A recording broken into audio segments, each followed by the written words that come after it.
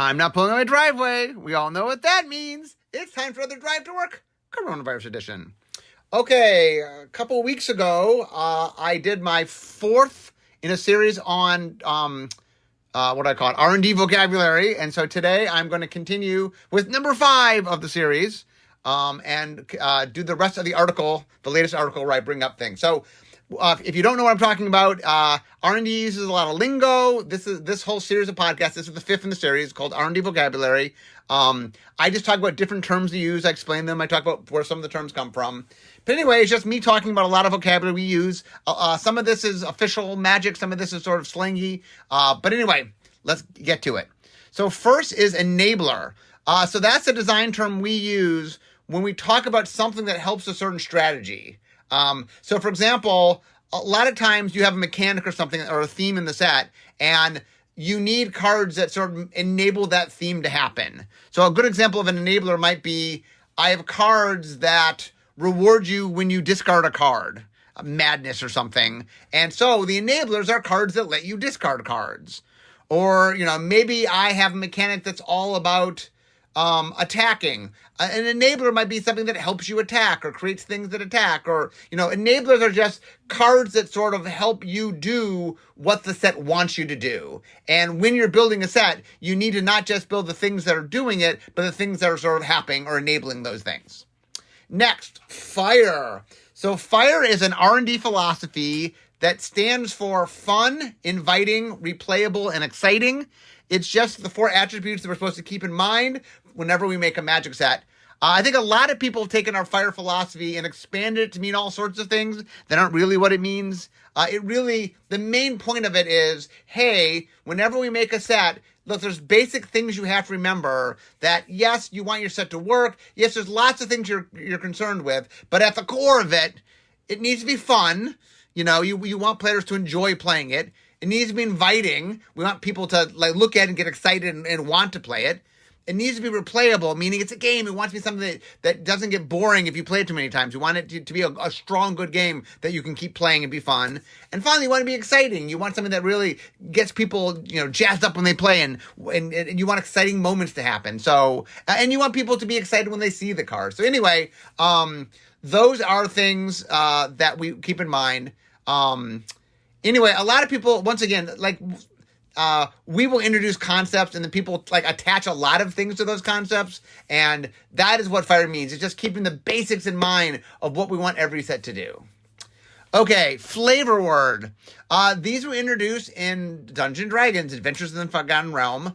So they are italicized words that go before the rules text that just kind of add some flavor. They're not technically ability words. There's a subtle difference between ability words and flavor words, but they are more just there for flavor. The reason they were used in Adventures in the Forgotten Realm is D&D flavor wasn't sort of designed from the ground up to maximize themselves in magic cards. So sometimes we do things and it's not always quite as clear what the flavor is, and the flavor words help communicate that. Functional reprint. That is when we print a card that has a different name, but basically works the same as another card. Usually it has the same mana cost and has the same abilities. So the idea is it does the same thing, it just has a different name. So if you're playing in a format that has both of them, you can now play 8 of them. You can play 4 of the first one and 4 of the second one. The only tiny change is if it's a creature, we allow a functional reprint to have a different creature type as long as the creature type's not mechanically relevant to the card. So if the mechanic type means something to the card, then it can't change. But if it doesn't, we allow it to have a new flavor, to have a different creature keyword. I understand that means, if I have a goblin that I reprint as a dwarf, okay, there's cards that affect goblins and dwarves differently, but we still refer to it as a functional reprint. Next, helper cards or player aids. So these are things that go into a booster pack that players can use to help them, but isn't itself a card that goes in the deck. Examples might be tokens, emblems, Daybound, Nightbound, the Monarch, dungeons. It's things that sort of help you. Amonkhet had the punch-out cards, as did Ikoria. So it's just stuff that goes in the pack that are play aids to help you, but aren't specifically cards that go into your deck. Okay, next, KSP, which stands for key selling point. I think this is a business thing. I don't think this is unique to wizards. But when we have to talk about our sets internally, this comes up a lot because what's the KSPs of the set? What are the main things? Why would people want this set? And you want to make sure that your set has a couple of KSPs, meaning there's a couple of things people are going to be excited because this thing that's unique and different about this particular set. It's not just more magic. I mean, people like magic, but it's for example, the KSPs of Kamigawa Neon Dynasty is we're going back to Kamigawa, or maybe there's key things. There's a new creative for part of it, or there's mechanics that we're doing, it's sagas that turn into creatures, stuff like that, or KSPs. Okay, keyword. So a keyword, I talked last time in episode 4 about ability words. So keywords are mechanics that are named, and the way a keyword works is it replaces a certain amount of text with a word, but it's always the same language that you replace. With small exceptions, but it's basically the exact same keyword. The exact same series of words. That it's I'm chopping out, these words mean this one word means these collection of words, and you replace it. Keywords, unlike ability words, can be mechanically referenced. So I can say all creatures with blah and name a keyword. A keyword action is a keyword that's a verb and represents a specific effect. Examples of keyword actions would be create, fight, die. Usually they're things that happen. Not all keyword actions are evergreen, although there are a lot of evergreen keyword actions. We occasionally will make new keyword actions that are just for a set. But you can tell they're keyword actions because they have you do something. They're a verb. Okay, next, knobs. So knobs are elements of a card that usually involve numbers. That give the play designers the ability to adjust the card for balance purposes. Mana cost, activation cost, power, toughness. Now, there are other knobs, for example, instant for sorcery that aren't number related. If the card's a little strong, you can make it turn from instant to sorcery. Or if it's a little weak, you turn from sorcery to instant. What knobs are things that allow play design to adjust the card for balance purposes. If a mechanic has a lot of knobs, sometimes we'll refer to it as knobby. Play design very knobby mechanics because they're much more easy to balance. Limited archetypes. So limited archetypes, in every set, we normally by default have 10 limited archetypes. Usually there's 5 main and 5 supporting.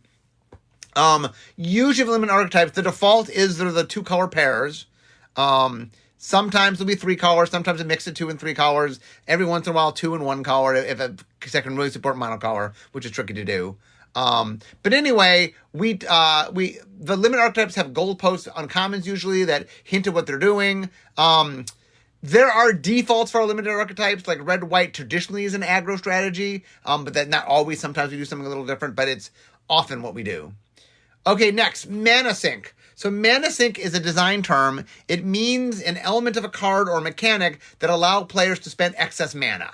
So the idea is during the course of the game, you're going to keep playing your land. Eventually, you're going to get to the point where you have more mana than you know what to do with. We want you in the mid to late game to have other means and ways to spend your mana. We don't want you just having mana and nothing to do with it.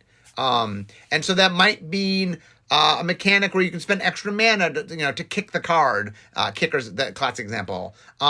It could be activated abilities on a card that, if you can later in the game activate it, it might add abilities or do something that helps you in that mid game that you couldn't do before that. Sometimes it could be X spells where you can spend as much mana as you want. There's a bunch of different ways to do mana syncs, but every set tends to have a mana sync. Sometimes it's a mechanic, sometimes it's not, but it's an important thing for a set to have. Mechanic. So a mechanic is anything that's an element repeatable on multiple cards. Named mechanics are either keywords or ability words. But not all mechanics are named. So a mechanic refers to something, usually it's on more than one card, although one can argue if it's on one card and it implies it could be on more cards, sometimes we'll refer to that as a mechanic as well. Okay, Modi /A+/A/B/C. This is a grading system for how good a card is in limited. Modi is short for Mahamodi Jin, which was a card in alpha that was a really powerful card in alpha for limited. It's funny, I don't know if a Mahamodi Jin is still a Modi, because cards have gotten better over time. But anyway, it's slang used to grade cards for limited by Play Design. Mythic Wall. So near the end of the process, near the end of set design, we print all of the Mythic cards on a 8.5 by 11 sheet, one card per sheet, in full color, printed as the card would look when printed, with art, with names, with flavor text, with all the rules text. And then anybody who wants can leave a note. There's usually a bunch of post-it notes, and it's just a final look at our mythics. So the mythics are sort of the things that are supposed to be the splashiest. And it's just a chance for everyone to make notes and oh, here's little tiny tweaks we can do to make it better. And then the set lead can look at those notes. They can listen to them or not listen to them. But a lot of times people will give oh, here's a great way to just, in a very little way, make the card better in a way that's easy to do that the set designer and the team hadn't thought about. Offline. So we have a lot of meetings. Offline is slang for the time in between meetings. When you're on a design team, there's usually a lot of homework that you do. And the homework could be doing card designs, looking for repeat, mechanics or repeat cards, reprinted cards. Maybe it's looking for themes. Maybe it's doing homework on whatever trope space we're playing around with and understanding better, what the trope space is. But anyway, when we talk about stuff you do not in meetings, we refer to it as offline. It's just slang. We've used that slang for a long, long time. Which is funny because now we meet, because of the pandemic, we're meeting online. But that term existed long before we were meeting online all the time, even when the meetings were not actually online. Payoff. So this is an element of a card that rewards the player for jumping through whatever hoops they're jumping through. So one of the things we often talk about is, does this card not have a big enough payoff? Oh, you're making the player do this, but, is the payoff not worth it? Because if what you're asking to do is really hard and the payoff isn't worth it, well, the player just won't do it. Probably won't even play the card. So we talk a lot about is the payoff justified? Because you want to have fun payoffs. You want to make people jump through hoops. Part of a game design is you want people to sort of have to work at things and try to figure things out. That there's a lot of joy of jumping through hoops to solve a problem, but we just want to make sure at the end of it, there's something that's worth making you do that. And we refer to that as payoff. Next, pencils down. So this is the point in which no more changes are allowed to be made to a design file. It happens, I think, near the end of set editing or partway through set editing. Basically, the set is editing, and at some point they're like, okay, to finish doing the editing, nobody can change anything, so it's locked. Now we're just making sure that what is written is correct. And the problem is when you change things, it adds a lot in, and it's easy to make mistakes. And so editing at some point has to clamp things down and say, okay, no more changes can happen. And that's known as pencils down. Play pattern. So this is the most common way a card or mechanic is played. A lot of time in design, we'll talk about, do we like the play pattern? Is it making people do things that we like? Not just in the playing of itself, but around it. What does it make them do? How does it make them act? How does it make them play their other cards? And it's something that we do a lot because we want to understand, in a larger sense. It's not what one person will do, but sort of over time, what will many players do? We want to understand, okay, what is this mechanic? What's the play pattern in this mechanic? How will it impact the game? How will it make the players act in response to it? What might get played that might not normally get played? What might get put in decks might not normally get decks? How does this particular element warp the play around it? And that's something we talk a lot about, so we have a term for it. Quick pointing. This is a quick rating system Play Design uses to roughly gauge power level of colors in limited. It's meant to give them just a spitball idea, so they can understand pretty quickly, green might be a little overpowered in this limited environment, or blue might be too weak, or whatever. Next, rare pull. So rare pull is something that gets anybody in Wizards who wants to can participate.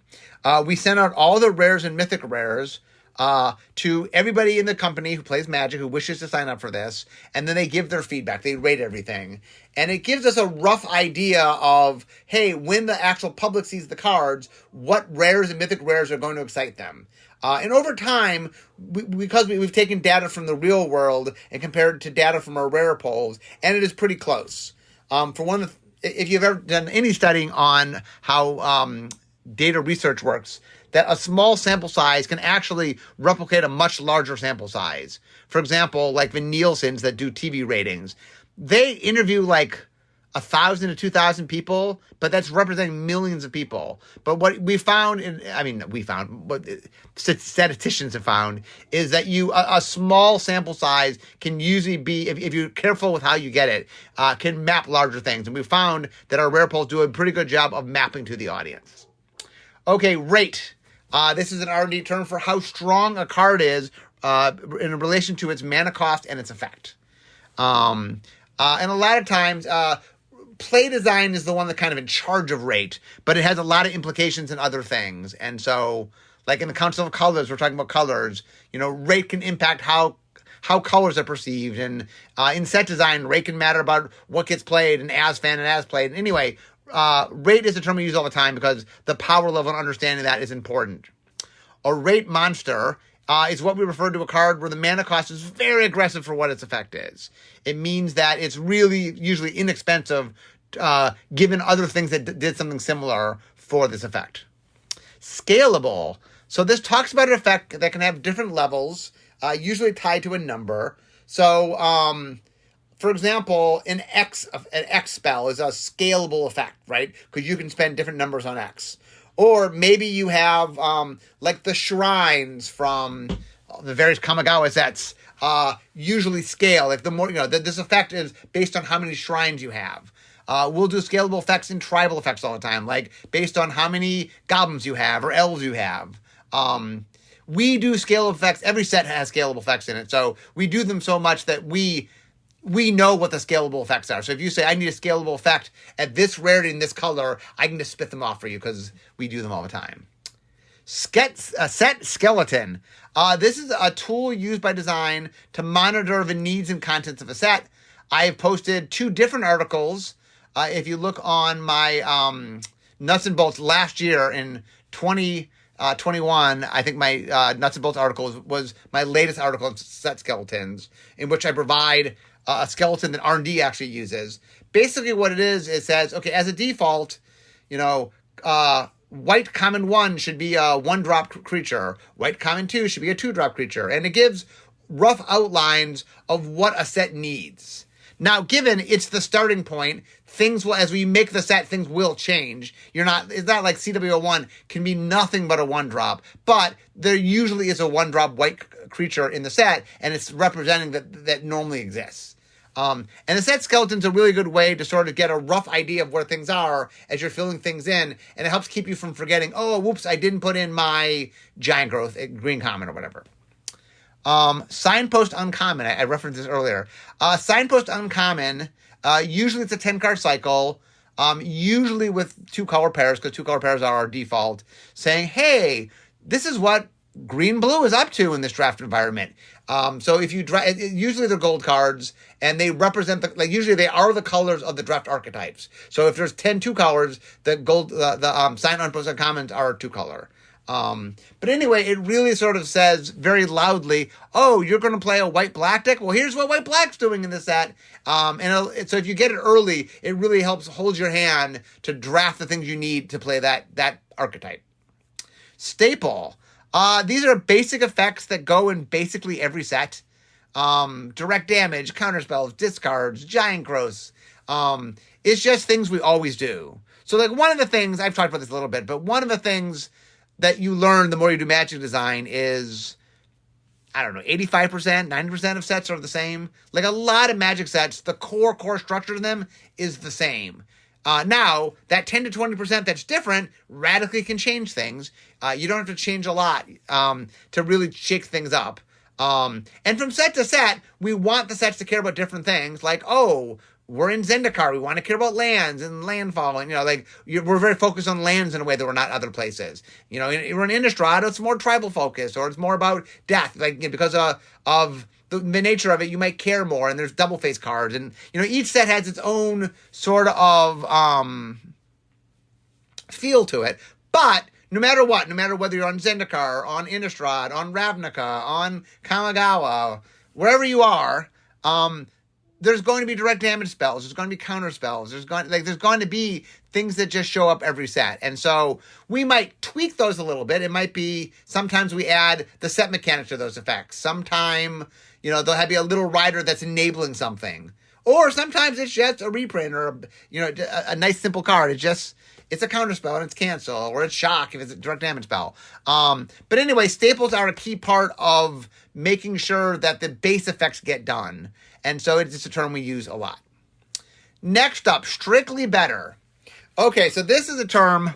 So one of the big questions is, we're talking about two cards. Usually what strictly better means is card A does something, and card B does everything card A does, but more. So for example, let's say card A is 2 and a blue for a 2/2 flyer. And card B is 2 and a blue for 2/2 flyer with ward 1. Well, card B is everything card 1 is, but it's got an extra ability, right? It's got ward, which is just upside. There's no downside for having ward. So the idea is, card B is just, in almost every case, better than A.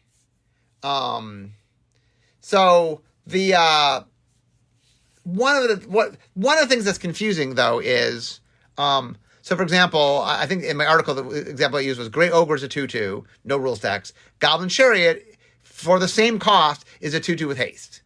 And the idea is, okay, well, the 2/2 with haste is just better than the 2/2. It's strictly better. But the Goblin Chariot is a goblin, Grey Ogre is an ogre. Well, there's a card called Tividar's Crusade. It destroys all goblins. There isn't a card that destroys all ogres. So is being a goblin cause a vulnerability that being an ogre doesn't? Okay, yes. But when we talk about strictly better, it's like in most of the practical cases. Not that you can't come up with something. Magic has many, many cards. You probably can come up with something.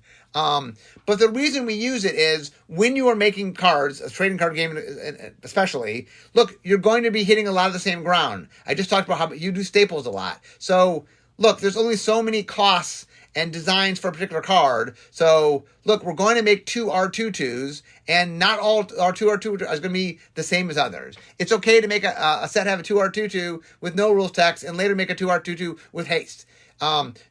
There can be, not every card has to be as equally powerful as every other card in existence.